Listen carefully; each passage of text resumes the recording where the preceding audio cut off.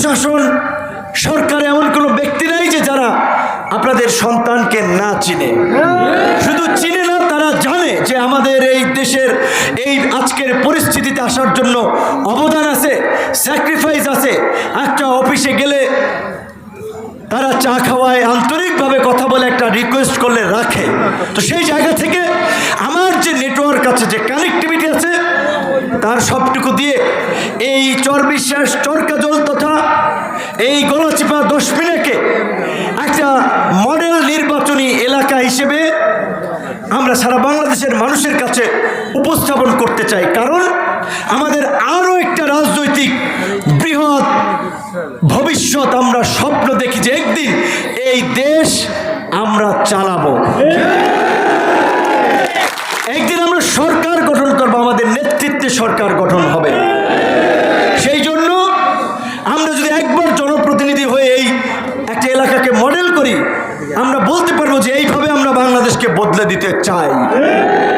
সেই কারণে আমার আপনাদের প্রতি আহ্বান হচ্ছে, রাজনৈতিকভাবে এতদিন একজনে এক ধরনের রাজনীতি করেছে, সেটি একটু ভিন্ন কথা, কিন্তু আসুন এখন থেকে আমরা সবাই প্রতিজ্ঞা করি যে আমরা সবাই এলাকার মানুষ হিসেবে নিজেদের মধ্যে আন্তরিকতা বজায় রেখে এলাকায় কিভাবে একটা শান্তি, একটা সম্প্রীতির পরিবেশ তৈরি করা যায়, আমরা সেইভাবে কাজ করব।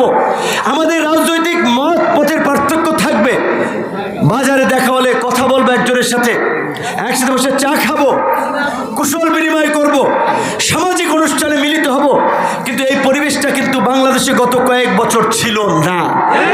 অনেকে মনে করছে আমি অমুক দল করি, তার সাথে ছবি থাকলে আমার পথ চলে যাবে, অমুকের দোসর বলবে।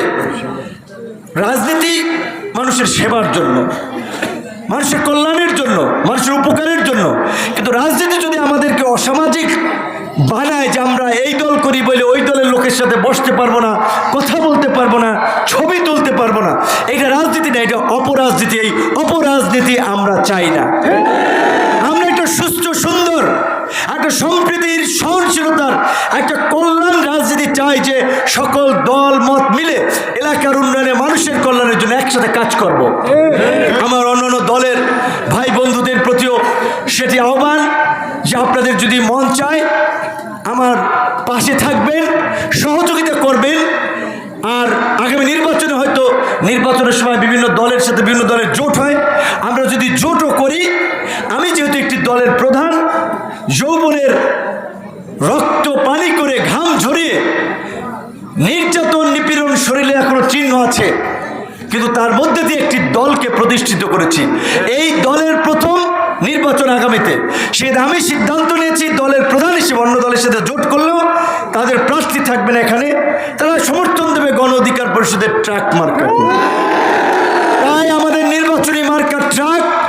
গলাচিপায় 10 মিনায় আপনাদের আত্মীয় স্বজন আছে, তাদের কাছে এই বার্তাটি পৌঁছে দেবেন। বিশেষ করে আজকে এখানে ঠিক যতগুলো পুরুষ মানুষ আছেন, ঠিক হয়তো এতগুলো নারীদের ভোটার আমরা পাবো। মহিলারাও কিন্তু আপনার পুরুষের একটা ভোট, মহিলাদের একটা ভোট। কাজেই আপনারা একটু মা বোনদের কাছেও আমাদের এই দলের সম্পর্কে বলবেন, দলের মার্কা ট্রাক মার্কা একটু ভোটের কথা বলবেন। সর্বশেষ 9:30 বাজে, আপনারাও কষ্ট করছেন অনেকক্ষণ খাওয়া দাওয়া বাদ দিয়ে, আর আপাতত আজকে সময় নিতে চাই না। আবার দেখা হবে।